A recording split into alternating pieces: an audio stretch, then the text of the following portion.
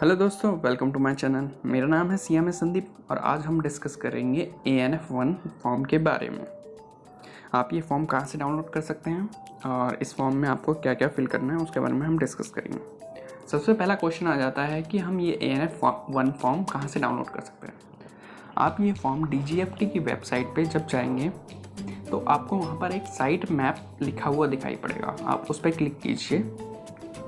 Then ए वाली series में आयात निर्यात फॉर्म्स पर क्लिक कीजिए।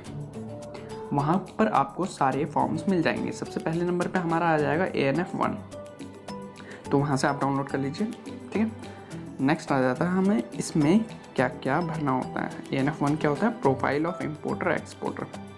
तो ये सारी स्कीम्स में लगाया जाता है। एडवांस ऑथराइजेशन SCIS में, और उसमें भी हम लगाते ही हैं, EPCG में भी। तो ANF1 के बारे में हमें ज़रूर पता होना चाहिए। सबसे पहले हमारी डिटेल जो भरी जाती है वो है हमारी IC number.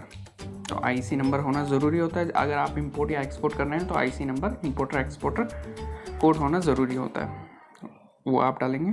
Date of issue and issuing authority, वो आप IC में से देख सकते हैं। वहाँ से आपका जब भी इशू हुआ है IC वो डाल दीजिए, और इशूइंग अथॉरिटी कौन सी है आपकी वो डाल दीजिए यहाँ पर। नेक्स्ट आ जाता है हमारा एप्लीकेंट फर्म्स डिटेल्स।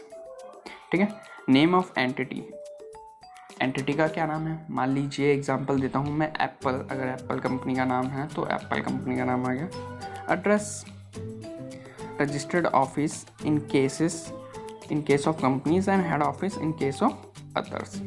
तो सबसे पहले आ जाता है हमारा रजिस्टर्ड ऑफिस, जिस एड्रेस पे हमने रजिस्टर्ड करा है। नेक्स्ट आ जाता है हमारा लैंडलाइन नंबर, इफ़ एनी, अगर है तब डाल दीजिए।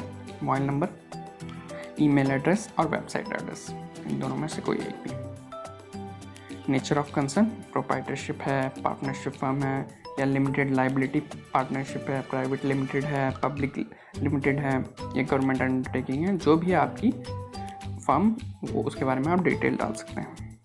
नेक्स्ट आ जाता है हमारे प्रेफर्ड एक्टिविटीज़। आप क्या हैं? मर्चेंट एक्सपोर्टर हैं, मैन्युफैक्चरिंग एक्सपोर्टर हैं, सर्विस प्रोवाइडर हैं, क्या हैं वो आप अपने अकॉर्डिंग भर लीजिए। बैंक अकाउंट डिटेल आ जाती है इसमें कि आपका bank account number, IFSC code, bank का नाम, सारी डिटेल आ जाती है वहाँ पर, फ़ोन नंबर बैंक का। नेक्स्ट आ जाता है हमारा पैन की डिटेल, पैन नंबर। नेक्स्ट हमारा आ जाता है registration number, if applicable, CIN number, जो भी है आपका। अब आ जाती है हमारे ब्रांच डिटेल। ब्रांच डिटेल, आपकी जितनी भी ब्रांच है हर ब्रांच के बारे में डिटेल आपको देनी पड़ेगी यहाँ पर। अगर एक ब्रांच है एक ब्रांच का दे दीजिए, अगर कोई भी ब्रांच नहीं है तो आपको यहाँ पर डिटेल देने की ज़रूरत नहीं है। ठीक है, details of proprietor, partners, director, कर्ता, ट्रस्टी ऑफ एप्लीकेंट।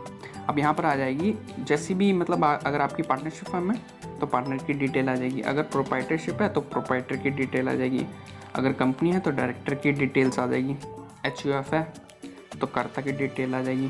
तो ऐसे ही यहाँ पर सबकी डिटेल आ जाएगी। नेम ऑफ पैन, सबसे पहले पैन आ जाएगा, पैन नंबर, प्रोप्राइटर है या कोई भी है, जो भी केस है उसके according. Father's name, date of birth, residential address, mobile number, PAN, DIN अगर एप्लीकेबल है, जैसे डायरेक्टर के केस में डेन एप्लीकेबल होता है तो वहाँ पर आपको डेन की डिटेल देनी पड़ेगी। Aadhaar card number, industrial manufacturing registration detail,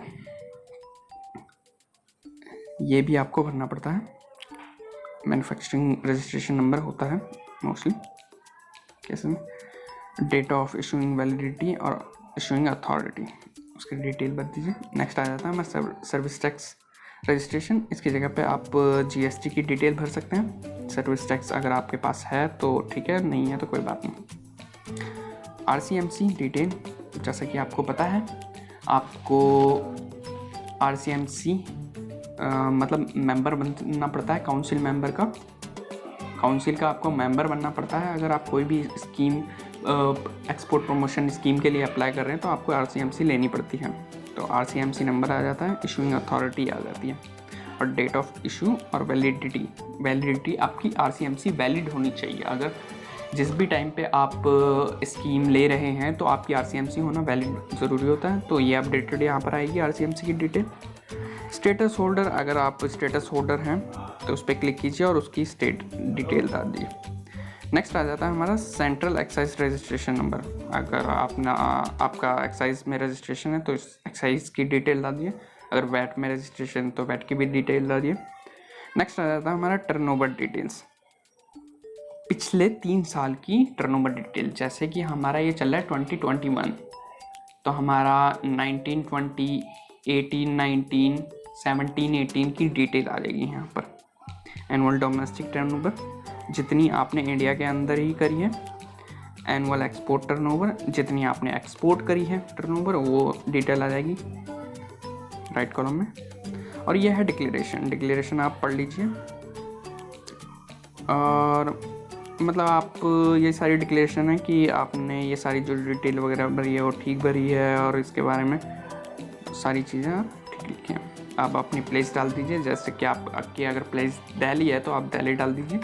date ये चेंज हो जाती है अकॉर्डिंगली जब आप ANF1 अपना सबमिट कर रहे हैं। सिग्नेचर, नेम ऑफ डेजिग्नेशन, जब भी आप सिग्नेचर करेंगे तो वहाँ पर नेम ऑफ डेजिग्नेशन वगैरह की सारी डिटेल आ जाएगी जो भी है करेगा।